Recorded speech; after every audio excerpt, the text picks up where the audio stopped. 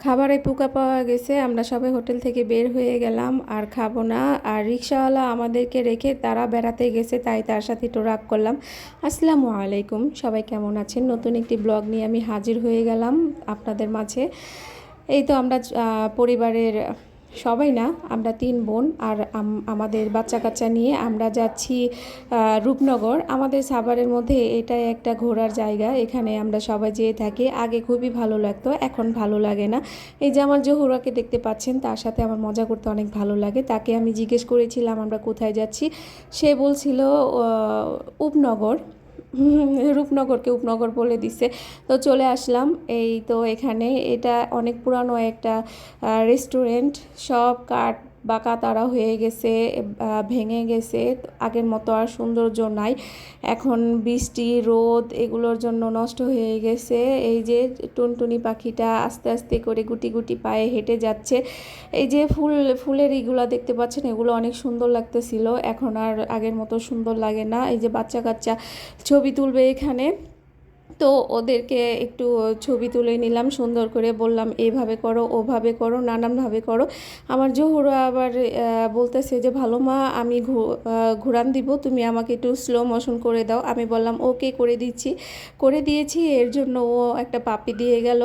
এখন সহিও বলতেছে আমাকে করে দিতে হবে। সহি আবার ওই টুনটুনি পাখিকে পছন্দ করে, তো ওকে দেখলেই সহি শুধু ওর পিছনেই লেগে থাকে, ওকেই কুলে নেয়।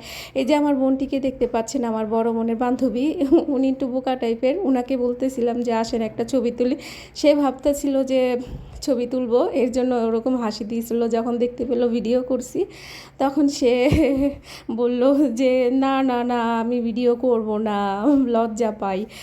তো যাই হোক, আমরা রেস্টুরেন্ট থেকে বের হয়ে চলে আসলাম বাহিরে। ভাবছি যে এই রেস্টুরেন্টে থেকে অন্য একটা নতুন রেস্টুরেন্ট হয়েছে, ওইটাতে যাব। তো ওইটাতে যেতে গেলে রিক্সা দিয়ে যেতে হবে, পায়ে হেঁটে যেতে পারবো না, কিছুটা দূরে।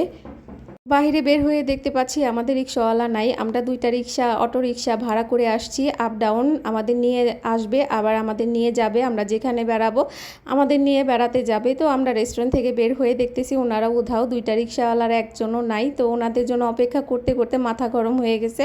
তো একটা রিক্সাওয়ালা আগে আসছে, তাকে আমি একটু রাগ টাগ করলাম, বেশি একটা করি নাই, একটু রাগ করেই হেসে দিছি, কারণ সে একটু ফানি ফানি ছিল। রংপুরে তো আপনি আমি তুই 3টাই একসাথে লাগাই দিছে, তাই হেসে দিছি। তো এই যে এই রেস্টুরেন্টে চলে আসছি, তো এইটার চারপাশে এত সুন্দর, ওই পাশে দেখা যাচ্ছিল ক্ষেত, এগুলো দেখা যাচ্ছিল।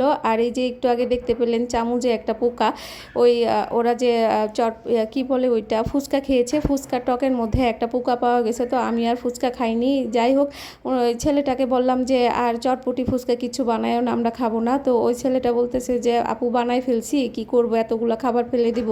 তো বললাম যে আচ্ছা ঠিক আছে, নিয়ে আসো আমরা খাই। তো আমি বেশি একটা খাইনি, আমি 2-3 চামচ খেয়ে খাবারগুলো রেখে চলে আসছি।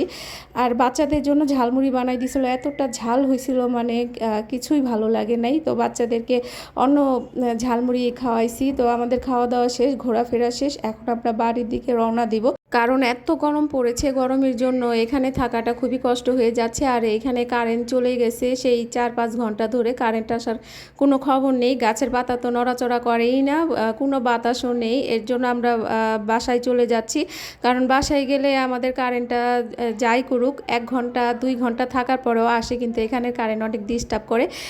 তো বাসায় চলে যাচ্ছি। আমার কথাতে যদি কেউ কোনো কষ্ট পেয়ে থাকেন, ক্ষমার দৃষ্টিতে দেখবেন। আমার ব্লগটা যদি ভালো লাগে অবশ্যই লাইক কমেন্ট শেয়ার করবেন। আল্লাহ হাফিজ।